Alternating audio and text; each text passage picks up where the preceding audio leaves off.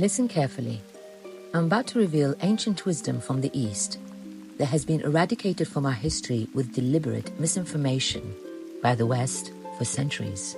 As wisdom dictates, to understand the reason why, we provoke the mind to search for the answer. At the beginning, there was only supreme intelligence that was pure conscious energy within darkness. Then a slight movement occurred. The universal supreme consciousness was born in the form of a question: who am I?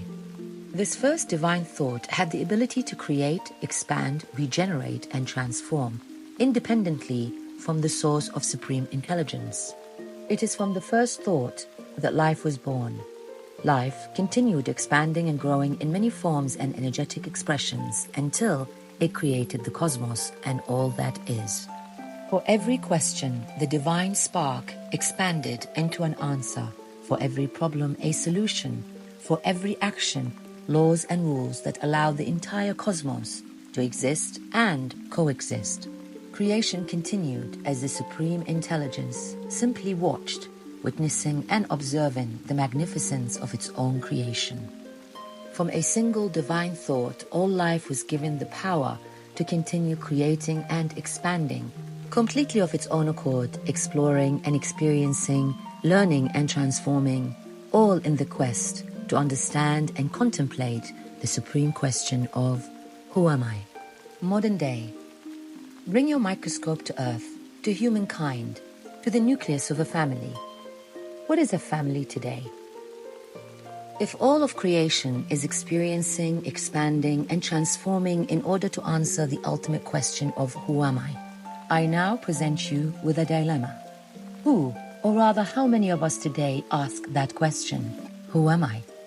And why, when we are asking that question during our youth, we are presented with answers that we are forced to apply as concepts and ideas passed down to us from our forefathers without ever questioning its validity or ideology, or if it still works or not, if this information is accurate or was it created by man to mislead and confuse us, if it meets the necessary learning, growth, and creative divine transformations in order to ascend and discover the truth of our reality.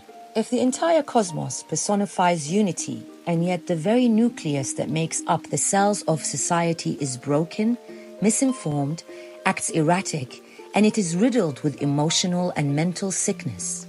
When global societies as a whole no longer identifies as divine beings of cosmic creation and no longer believes in resonating with the divine truth, but rather with what the media tells us is the truth. My question is, are we still expanding, experiencing, and transforming to seek and find our ultimate connection to the divine? Or have we become stagnant cancer cells, existing but not really existing, having no purpose and no direction to who we are and what we are? I was born into a society where my gender was automatically prosecuted for no intelligent reason, where we were forced to blindly follow religious rules without ever opposing or questioning why, where in the very book we are taught from, it demands of us to question. The hypocrisy, arrogance, and ignorance was a mixture that bred narcissistic, incompetent, low-vibratory beings whom were beating into submission to follow without question, and yet genuinely believe themselves to be superior than most of the others without reason or justification. I watched in horror the backstabbing as each proclaimed honor and decency, of which I saw none. All empty words that meant nothing but to keep up appearances. Unlike most people around me, my one driving force was, who am I? Why was I born here? What is my purpose? I was confined to a cage and enslaved to a system, almost daily beaten to submit to the lies, hypocrisy, and ignorance of those lost souls.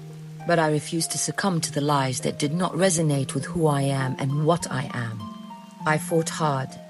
Because if we are to create a beautiful world and good society for us to live in and for our children to grow, do we not need to pass on the right information to our children? Is it not our duty to heal from our past, uncover the truth, and teach the next generation to walk in our footsteps? If we succumb to our parents' misguided misinformation, if we allow our society to continue breeding emotional and mental turmoil, How can we expect our children to not be infected by the same disease that is plaguing our global societies? How can we allow our children to grow when social media promotes the sexualization of our children?